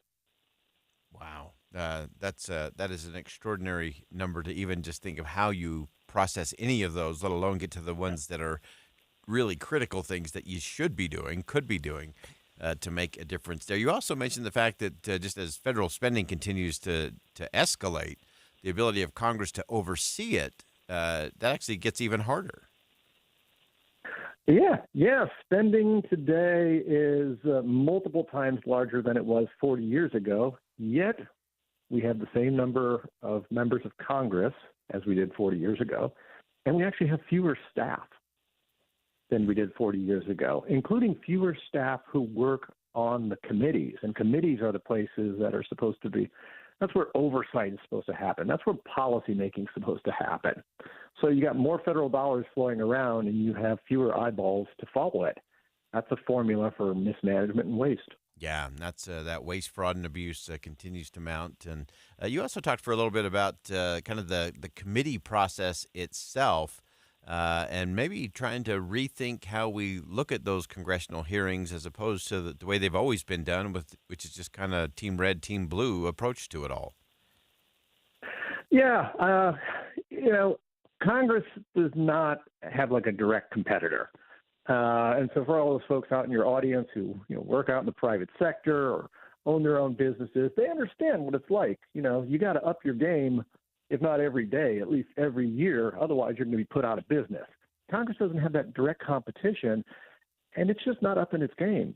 So for the last 50 years, it has not undergone a major reformation of its operations, its work processes, and all that sort of stuff. I mean, our budget process, which is clearly broken, I think 50 years old. It doesn't work. It needs replaced. A ton of stuff needs to be upgraded so that the institution has a chance to succeed. But for the most part, they have not been willing to take it on. And so you've got a lot of people on Capitol Hill who are just dealing with a lot of incentives that are not aligned with the work that the public expects. Yeah, and I think that's the big challenge is that when we continue to follow an old, antiquated system, whether it's immigration, whether it's the IRS, whatever it is, it's always going to be frustrating, confusing, and incredibly inefficient. So as you look at this, give us just one thing in closing, Kevin. If you could pick one thing to update or to innovate on as it relates to how Congress does its job, what's the one area you'd go at first? First thing is the budget process. These deficits and debt are completely out of control, and members need to be incentivized to fix that. And I would also say that when it comes to reform, Congress is not going to reform itself unless you, I, and everybody out there in the listening audience starts telling them, fix what you're doing. Fix the institution so it can serve the people. Email them, call them, send them letters. Let them know that you care and that you, as the voter, their boss, will, judge accordingly. Yeah, we have to remember we are the bosses in this one, and it is a we the people issue. If we don't demand the change, if we don't expect the change, if we don't engage in the process and the dialogue, there will be no change. And it's going back to what we often talk about. It's community and culture that lead. The politicians will follow. We got to create the right kind of expectations there. Kevin Kosar, resident fellow at the American Enterprise Institute. Kevin, always appreciate your perspective. Thanks for joining us today. Thank you, sir. All right, again, that's Kevin Kosar from AEI, and it's an important conversation. The thing that just stuck out to me is just the sheer numbers, that there are some real challenging things for Congress to get done. The job continues to expand, which is one conversation we've got to have. But then just the sheer number of it, the fact that each member of Congress is representing such a large and growing number of individuals, just the logistics of that and representing them well. If each representative in the House is approximately 760,000 constituents to serve, that's a lot with a pretty small staff, especially in those congressional offices. And those staffers do amazing work for we the people. And it is the way we actually get the right kind of oversight and the right kind of results, which is what we're all actually hoping for. All right, we'll step aside for some bottom of the hour news. Don't go anywhere. We're going to get ready for Utah's election, which will be the Tuesday before Thanksgiving. It's coming up next Tuesday, so we want to engage. Salt Lake Mayor Aaron Mendenhall will join us to have a discussion about what's coming up. Stick around. We'll be right back.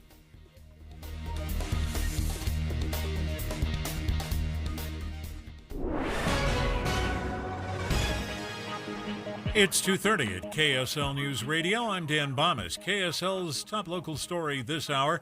The Utah Pride Center is ready to open again. They had to close for 2 months after running out of money. KSL News Radio's Amy Kobe reports. The new executive director, Ryan Newcomb, says they will have a Pride Festival and parade again in June. But he also says they're still figuring out just how much the last festival cost them. An estimated $1.5 million overspent. which left the center in huge debt. Still, Newcomb is optimistic, saying they haven't lost any donors and they will be able to raise money going forward. Newcomb also says the center will be cutting some programs like those for seniors. We're learning more about the two people who died in a small plane crash east of Provo yesterday. They've been identified as 26-year-old Evan Backers from South Jordan and 23-year-old Colin Nemella from Santaquin. Police say their flight originated from the Spanish Fork Airport. Our top national story this hour from ABC News. The Israeli military operation at the Al-Shifa hospital in Gaza is deepening. ABC News correspondent Patrick Reevell is in Tel Aviv with the latest. We've also heard from a doctor that 40 patients who are in the ICU who are on oxygen have died since Sunday because oxygen has run out there. So essentially this hospital has been under siege for the last several days. The Israelis say they had to go in because they say it was a Hamas headquarters, but so far what they found doesn't seem to necessarily show that. And so obviously the situation there is very, very disturbing. And there are reports of as many as 100 bodies lying in the hospital courtyard. Your money at this moment, the Dow Jones average up on the day, 163 points. The NASDAQ is up 9.45 points. The S&P 500 up about 7. And our KSL weather will cool right off tomorrow. That's next. KSL News Time, 2:32. Early mornings can be hard enough, just getting yourself going. We try to make it a little easier with news and weather from comfortable, trusted anchors and reporters. Join us on Utah's Morning News between 5 and 9 on KSL News Radio. Hi, this is Doug Wright. I was there for the opening night of Elf the Musical. I was there solo, not because the rest of the family doesn't want to see the play. They're dying to see it, and we've got family tickets, including tickets for Dee's family coming in from Missouri in early December. They're going to love this production of Elf the Musical, and Buddy the Elf is absolutely amazing. For the first time ever, I saw skating. I mean, real skating on the stage at Hale Center Theater. And don't forget, right in the middle of the play, there is a production number sung by fatigued Santa Clauses proclaiming that nobody cares about Santa anymore. It is spectacular. Elf the Musical. Make sure you get your tickets right now. And don't forget your tickets to A Christmas Carol. It always sells out. 2024 season tickets are available now. Get your gift cards. Everybody loves the gift of theater from Hale Center Theater, hct.org. When it comes to making plans, you are the best. What about those round trips that you plan in advance, which are perfect on your way there and perfect on your way back? Or those meetings with friends for which you make a group chat 3 months before so that nobody or anything is missing? Or your daughter's first birthday party. You planned it with such dedication that instead of the first, it felt like our 15s. The same way you plan each detail for those moments. Start planning to protect you and your loved ones from a natural disaster. Sign up for local weather and emergency alerts. Prepare an emergency kit and make a family communications plan. Protecting your family is the best plan you can make. Get started at ready.gov/plan. Brought to you by FEMA and the Ad Council. Smart is knowing when your buddy is bluffing at the poker table and not falling for it. Smart is staying one step ahead of the pack, and now Smart also means planning ahead. IWC Roofing has a great idea. Schedule your free estimate now and receive 2023 pricing in 2024. Plus, save an extra $1,000 when you call today. Wait, how does that work? Just like I told you. Schedule your free estimate now and receive 2023 pricing in 2024 on a new spring roof installation. That's saving you thousands. Plus, save an extra $1,000 when you call today. 801-232-5690. That's smart. Since 1997, IWC has been the highest rated roofing contractor in Utah. They offer the best warranty in the business, backed by Owens Corning, and in most cases, your new roof can be installed in just one day. Reach out to IWC Roofing today at iwcroofingutah.com and learn more about how to get 2023 pricing in 2024 when you schedule your free estimate now. iwcroofingutah.com. MurdochHyundai.com. Utah's roofing experts. It's the season of giving at Murdoch Hyundai. Right now, get 0% for 5 years on Tucson or Santa Fe. When you walk through the doors, you feel like family at Murdoch Hyundai in Logan, Linden, Murray, or online at MurdochHyundai.com. Traffic and weather together brought to you by Granite Credit Union's new Dividend Plus checking account. Here's Ricky Meese. A crash in Parley's Canyon, eastbound I-80, not far from the quarry. It's out of traffic over on the right shoulder. A crash blocking a left lane northbound Bangerter Highway at 3500 South, and an accident called out at Redwood Road at about 1200 South. Do you want a heating and air company which uses third-party verification over their work? One that's the highest rated on both Google and Yelp? Then call At Your Service Pros, 801-YOUR-PRO. Ricky Meese in the KSL Traffic Center. KSL weather. This will be the last of our warm days this week. We'll see showers tomorrow with a high of 55, and there's a chance for more rain for the weekend. Right now, we're looking at mostly cloudy skies, 68 degrees. I'm Dan Bomas, KSL News Radio, 102.7 FM, 1160 AM, and KSLNewsRadio.com.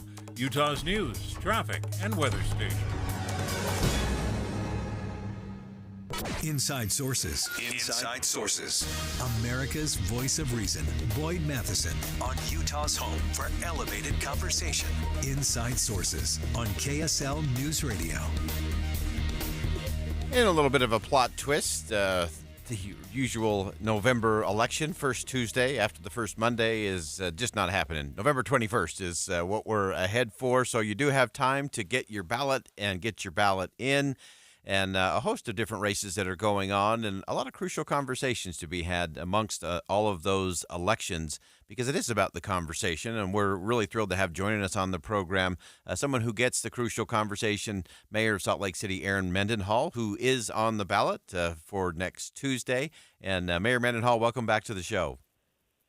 I'm so happy to be on. Thanks for having me. Busy time, busy season for you in a host of different ways. And I want to get to the issues that you're focused on rolling to and through Election Day. We can talk about the Election Day component to it all. But as you've led the city, you've really zeroed in on some really crucial things. What is it that's still top of mind for you and that you hope is top of mind for voters rolling into Tuesday? Yeah, I think the top of mind issue of this particular race for Salt Lake City Mayor is about the tone of leadership. There's definitely issues, homelessness chief among those. Since day one of me starting in this job back in January of 2020, our nation has seen an escalation in people losing their housing. And in Utah, that's been mostly concentrated in Salt Lake City. But I think our ability to affect challenges that are national and at least statewide in nature, as capital cities do, really relies upon whether or not we have partners at the table with us.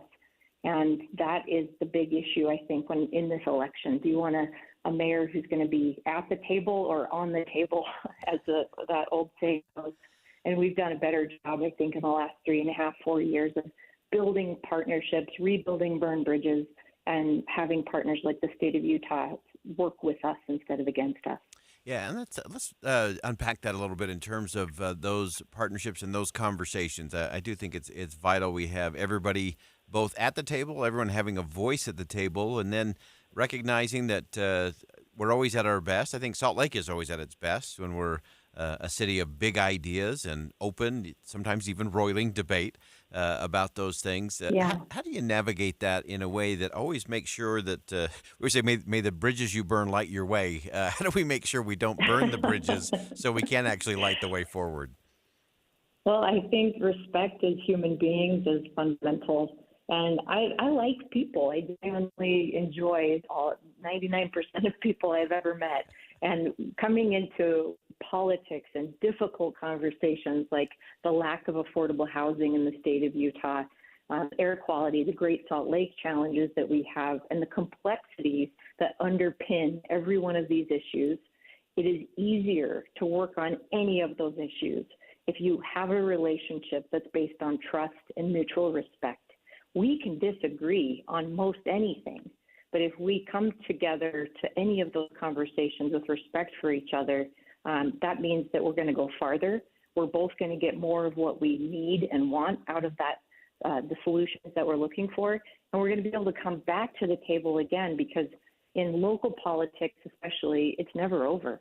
We have to keep coming back to the conversation and respecting each other and caring about, that human being sitting in front of you as much or more than you care about the issue you're talking about is, I think, one of the greatest things that we need in local politics and probably nationally too. In community, the conversation is never over. It's always moving forward. I think that's such an important thing for us to look at in all of our conversations, as you said, whether it's nationally, whether it's locally. You've heard me ask this question before. I've asked everyone from those running for President of the United States to local city council and everyone in between. Politics is hard, rough, exasperating, exhausting. What is it that makes all of this worth it? Even if Tuesday comes and goes and you ended up coming up short, what would have made this whole adventure worthwhile?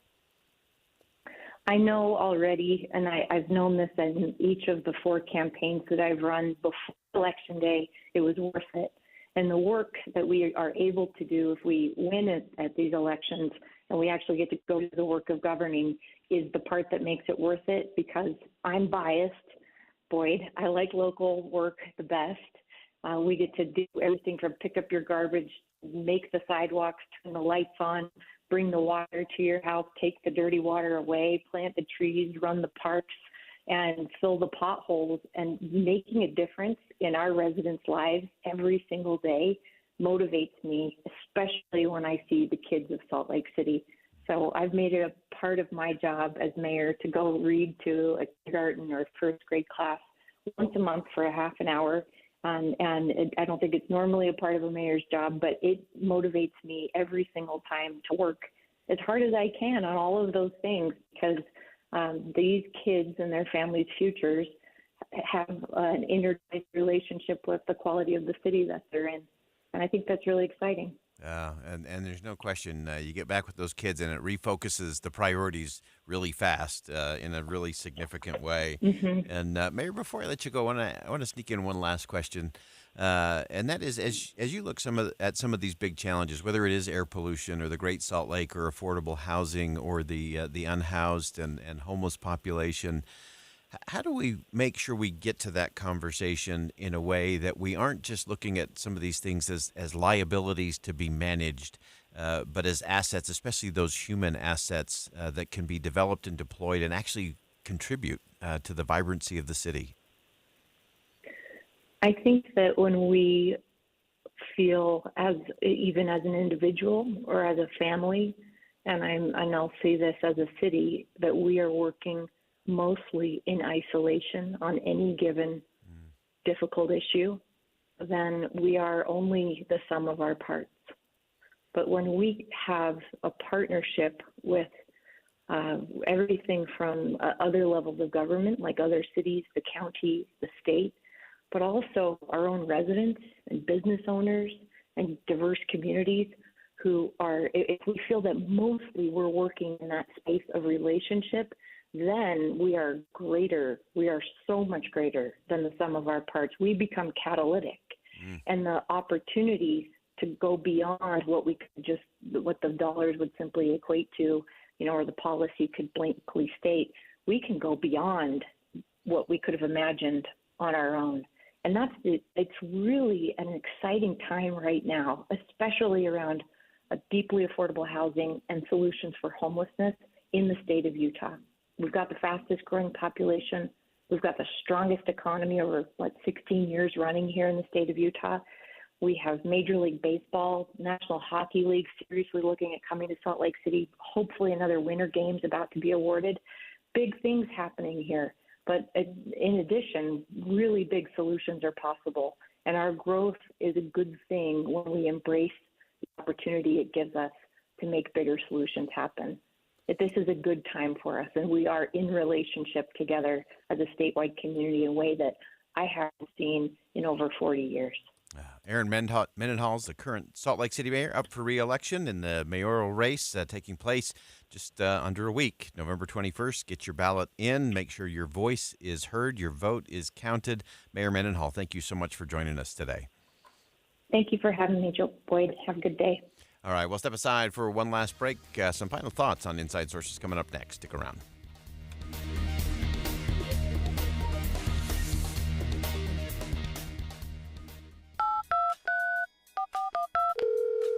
Hello, car donation hotline. Hi, I'd like to donate a car to the Utah Kidney Foundation. Are you in Utah? Awesome. Let's get some info and we'll send you a tow truck. But I want my car donation to benefit my neighbor in Farmington who needs a transplant. Are you in Utah? That's a no. I'm in SoCal, but you're still donating to charity. What charity? Does it matter? Yes, I want my donation to stay in Utah. Righteous dude. You need to call Tow Cars in Utah. Locals only, am I right? Oh, yeah. I remember tow cars with a K like kidney. It's on a billboard somewhere. TOWKARS.org. That's it. Towcars.org. If you'd like your vehicle donation to help Utah kidney patients in the Beehive State, please use the web address on their billboard, towcars.org, to donate your old car or truck. That's TOWK like kidney, ARS. Towcars.org. I've worked hard to get where I am. I don't cut corners. I see opportunity and make the most of it. And I'm celebrating that success in style by heading to Jerry Seiner Cadillac to get the car I've been working for. They have new XT4, 5, and 6 models in stock and the area's largest selection of certified pre-owned vehicles. I've put in the work and I've earned the luxury that only comes with a Cadillac. If you have too, then it's time to visit Jerry Seiner and experience the Seiner difference. Here's to shining bright this holiday season from Shane Company. To giving the perfect gift, fine jewelry made with the greatest care. To proposing on Christmas Eve with a ring created just for them. Here's to hand-selected gemstones in every color of the rainbow. To diamonds that tell your love story. Pendants that remind someone how truly special they are. And pearls that will be passed down for generations. 'Tis the season to shine. Shane Company. Fine jewelry since 1929. Be advised, this is a once-in-a-lifetime opportunity to save 40 to 80% on a hot tub and swim spa this weekend only, Friday through Sunday, Mountain America Expo Center, Sandy. Be advised, this is a once-in-a-lifetime opportunity to save 40 to 80% on a hot tub and swim spa this weekend only, Friday through Sunday, Mountain America Expo Center, Sandy. 18-month interest-free financing. Our factories have demanded we sell 1,000 hot tubs and swim spas this weekend. Mountain America Expo Center, Sandy. Huge factory incentives, factory rebates this weekend only. Mountain America Expo Center, Sandy. We can remove your old hot tub. Free delivery of your new hot tub. Hot tub starting at $2,999. Mountain America Expo Center, Sandy. Free delivery of your new hot tub. Just relax and enjoy. Mountain America Expo Center, Sandy. Friday, noon to 8 p.m. Saturday, 10 a.m. to 8 p.m. Sunday, 10 a.m. to 6 p.m. Free admission, free parking, free delivery. Mountain America Expo Center, Sandy. Call 833-SPA-SALE or visit hottubandSwimSpaSale.com. This time of year can be a lot, and it's natural to feel some sadness or anxiety about it. But adding something new and positive to your life can counteract some of those feelings. Therapy can be a bright spot amid all of the stress and change. Something to look forward to make you feel grounded, and to give you the tools to manage everything going on. Learning positive coping skills and how to set boundaries. It empowers you to be the best version of yourself. It isn't just for those who've experienced major trauma. If you're thinking of starting therapy, give BetterHelp a try. It's entirely online, designed to be convenient, flexible, and suited to your schedule. Just fill out a brief questionnaire to get matched with a licensed therapist and switch therapists at any time for no additional charge. Find your bright spot this season with BetterHelp. Visit BetterHelp.com/Salt Lake today to get 10% off your first month. That's BetterHelp, HELP.com/Salt Lake, and get 10% off your first month. Attention smart homeowners. You don't have to fall for flashy promises and companies that don't even prove their work. At Your Service Pros uses third-party verification software called MeasureQuick to ensure your new HVAC system is installed correctly. This ultimate game changer in the HVAC industry lets you, the homeowner, have proof of how your system was installed. At Your Service Pros utilizes our Bluetooth tools to upload all of your system's information into MeasureQuick. We rely on data-driven insights to properly commission, optimize, and fine-tune your HVAC system for peak performance, improving your family's comfort, lowering your utility bills, and extending the life of your HVAC system. with rebates and tax credits available totaling more than $7,500 on a dual fuel heating and cooling system. It is now more important than ever that your HVAC system be installed correctly. So call us today at 801-YOUR-PRO. That's 801-YOUR-PRO. Have the peace of mind of saving up to 50% on your new system and knowing it's installed correctly by calling 801-YOUR-PRO. FedUp Kitchen is Utah's premier healthy meal prep service. Save time, money, and get results with their delicious, gluten-free, macro-friendly meals. Eat better, feel better, live better with FedUp Kitchen. FedUpKitchen.com. Two friends taking pictures of the rising full moon on a summer night. Two teenage kids doing what teenage kids do. When a stranger with a gun and a death wish changed everything. It was violent, it was senseless, and I will never understand it. I will never accept it. I'm Amy Donaldson, and unfortunately, we're all too familiar with stories about how violence shatters lives. But what we rarely see is how they are rebuilt. In a new podcast, The Letter, we relive tragedy, but only so we can hear the rest of the story.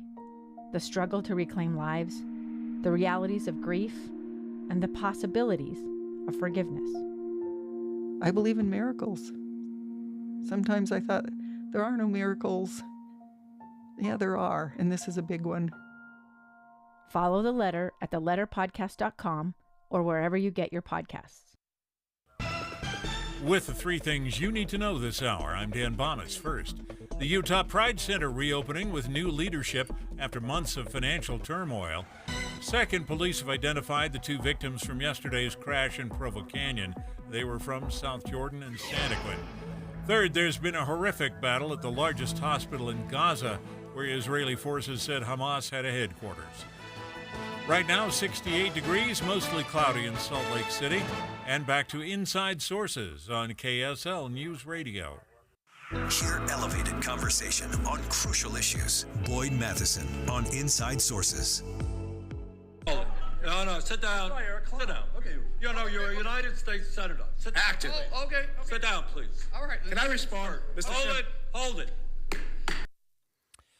That was Senator Bernie Sanders yesterday, trying to break up a little dust-up in a committee meeting between Senator from Oklahoma and the head of one of the labor unions. And I know that wasn't on anybody's bingo card for the day yesterday, that Bernie Sanders would be the one asking for calm and restraint and decorum. But he did. And to Bernie Sanders' credit, he did his best, and I think he did it right. And I heard many people and saw a lot of chatter yesterday in the fallout of that, of how does that happen and what is going on? And the thing that kept coming back to me as I watched that play out, as I watched a dust-up take out between two Republican members of Congress about a physical altercation that may or may not have happened, an elbow to the kidneys from former Speaker of the House Kevin McCarthy, people say, how can that happen? How can that happen? And then you hear some of this, well, they've been in session for so long. And to me, it has nothing to do with that. To me, no one should be surprised. No one should be surprised at this. This is what reaping the whirlwind actually looks like. When we have a United States Senator step out of his chair at a committee hearing and do a throwdown of, hey, let's take this outside, or let's settle this right now, get out of your seat. Or if you have physical things happening between members of Congress because they have disagreed or been at odds with one another, that is what reaping the whirlwind looks like. And nobody should be surprised. And why shouldn't we be surprised? Because the outrageous behavior that never would have been accepted, never in the history of ever would we have been accepting of that kind of behavior, even just a few years ago, let alone a decade or so ago. But the outrageous becomes the normal, especially in the age of 24/7 news and social media. And so we normalize really bad behavior. And so should we be surprised? No, we shouldn't be surprised. It's a natural byproduct. I've talked about it on this show before. There is an absolute predictability of consequences in just about anything, from your finances to your health and fitness and diet, to what goes on in the workplace, to the kinds of conversations we allow to happen and come into our homes from media and movies, to the way we validate just deplorable behavior from elected officials. So the first thing we have to dispel in all of the drama and all of the shock and horror of what's been happening in Washington, D.C. this week, we just have to dispel all of that. Nobody should be surprised at that. That's reaping the whirlwind. It's also what happens when we validate and reward bad behavior. Because when you validate and reward bad behavior, you get more bad behavior. And so that's the first thing we have to do is stop. We have been in such a mode in this country of wedge driving that we think that's the answer to everything. When in doubt, drive a wedge. Because the thing we have to remember is that you can't build a bridge by driving a wedge deeper. It just creates more of a gap. Now, to be clear, this is not about Pollyanna, group hugs, or kumbaya. Wedge issues have always been a part of American politics. Over the past couple of decades, I think we've seen the weaponization of those wedges at just a mind-boggling and deeply depressing level. Far too many politicians, activist organizations, lobbyists, elected officials, influence peddlers have decided they would rather drive very lucrative wedges for fundraising than build bridges of understanding and ways to actually get to improvement. So when raising money and winning elections on divisive wedge issues becomes the ultimate end, it prevents us from actually having a conversation about good policy and good principles. I believe that divisive wedge issues are what's blocking the country from having real conversations, serious conversations about a wide range of things, from healthcare to immigration, education, poverty, addiction, the national debt, and mental health. We've seen it over and over again. And we just keep pounding on these wedge issues and we keep driving them deeper. And the further we do that, the more the opportunists will go on all kinds of things to make sure that they're benefiting, you're not benefiting, they're benefiting from the wedge. And it just continues to escalate. You have to remove the wedge. You can't just pound it and pound it and pound it. It just keeps getting in there further and further. And it gets harder and harder to get out, by the way. And so the remedy is we got to remove it and change it. I've often reflected on Thomas Jefferson, who was compelling, complicated, inspired, flawed, all of those things. All of us are, of course. He was a slave owner. He also provided words and leadership that compelled Americans toward building bridges of unity, of harmony, of opportunity. And I actually think his first inaugural address is pretty instructive. Jefferson won an election that actually was really nasty. So nasty and so contentious that many feared that Jefferson's election was going to lead to riots, rebellion, and even a revolution. And I think in the kind of humility that was a signal to the nation, Jefferson entered the Senate chamber dressed as an ordinary citizen. No fancy clothes, no ceremonial swords. And he said this. He said, "All too will bear in mind this sacred principle, that though the will of the majority is in all cases to prevail, that will to be rightful must be reasonable, that the minority possess the equal rights, and the law must protect them as well." Well, that wraps it up for us. Let's get rid of the wedges. Let's build some bridges. I'm Boyd Matheson. Thanks for joining us.